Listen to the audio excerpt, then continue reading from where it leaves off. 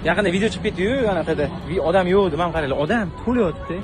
Dubay turistlar uchun eshiklarini ochyaptimi? Gap shundaki, 2-may kuni Birlashgan Arab Amirliklari hukumati mamlakat havo hududida parvozlar uchun o'rnatilgan cheklovlarni olib tashladi. Avvalroq Dubay aeroportlarida parvozlar cheklangan jadval asosida xavfsiz yo'llar orqali amalga oshirilayotgan edi. Hozirda Dubayning asosiy aeroportlari Dubai International Airport va Al Maktoum International Airport orqali kiruvchi va chiquvchi reyslarni qayta tiklagan. Dubayda mehmonxonalar, restoranlar, savdo markazlari va plyajlar odatdagidek faoliyat yuritmoqda. Shahar rasmiylari Dubay xavfsiz va to'liq ishlayotganini ta'kidlamoqda. Ayni paytda ko'plab mehmonxonalar va restoranlar mehmonlar uchun chegirmalar va maxsus takliflar ham e'lon qilgan. Shu bilan birga sayyohlar oqimi kamaygani sababli ayrim yirik mehmonxonalar ta'mirlash ishlari uchun vaqtincha yopilmoqda.